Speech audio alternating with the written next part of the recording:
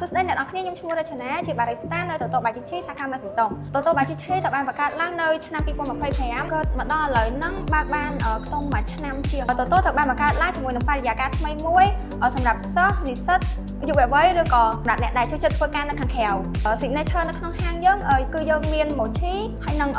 drink Milo អានេះគឺជា drink ថ្មីសម្រាប់ហាងយើង mochi យើងមាន5 flavor មាន strawberry មាន mango chocolate oreo និង matcha ហាងយើង design ឡើងជាមួយនឹងមានប្លង់ថតរូបច្រើនយើងក៏មានជា bean bag សម្រាប់អ្នកគាត់មក chill ហើយក៏មានជាកន្លែងដែលគាត់មកធ្វើការដែរសម្រាប់ឥឡូវហ្នឹងយើងមាន promotion ទៅលើការសិស្ស 15% និងមាន promotion នៅក្នុង app Food Panda Grab ហើយនិង Valnow ដែរថ្ងៃដែលមានអតិថិជនច្រើនគឺថ្ងៃចុងសប្តាហ៍មានភ្ញៀវគាត់មកច្រើនហើយហាងយើងក្រៅពី mochi ហើយនិង drink ក៏យើងមានជាប្រភេទ bingsu ហើយ bingsu របស់យើងមាន4រសជាតិមានរសជាតិ strawberry oreo matcha ជាមួយនឹងស្វាយសម្រាប់អតិថិជនយើងគឺគាត់មកតទៅហ្នឹងគឺគាត់ចូលចិត្តមក chill មក relax ធ្វើការហើយក៏មានភ្ញៀវគាត់មកលេងហ្គេមនៅហ្នឹងដែរចំណុចដែលពិសេសខុសពី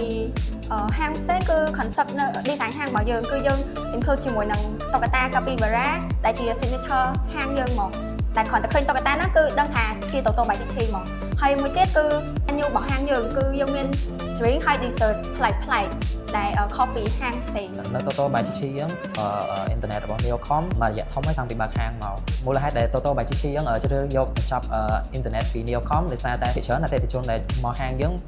ពួកគាត់ជាសិស្សនិងអ្នកធ្វើការដែលពួកគាត់ត្រូវការអ៊ីនធឺណិតមួយដែល smooth ហើយមានលំនឹងល្អនៅក្នុងហាងយើងច្រើនប្រព័ន្ធអ៊ីនធឺណិតពួកយើងប្រើទៅលើម៉ាស៊ីនគិតលុយម៉ាស៊ីនព្រីនវិក័យប័ត្រព្រមទាំងការ order តាម delivery ភាគច្រើនគឺសិតតែត្រូវប្រើអ៊ីនធឺណិតជាប់រហូតមកតាមការខ្ញុំសង្កេតមើលបន្ទាប់ពី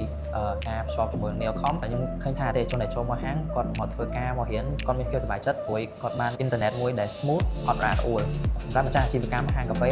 និងភោជនីយដ្ឋាននានាដែលត្រូវការសេវាអ៊ីនធឺណិតដើរលឿនព្រមទាំងមានសេវាកម្មអតិថិជនល្អសូមណែនាំ Neocom ហើយកុំភ្លេចបងប្អូនទាំងអស់គ្នាត្រូវការទិញឆ្ងាញ់ mochi និង bingsu ហើយកន្លែងអង្គុយដែលមានផាសុកភាពបរិយាកាសល្អកុំភ្លេចតូតូបាយជីឈី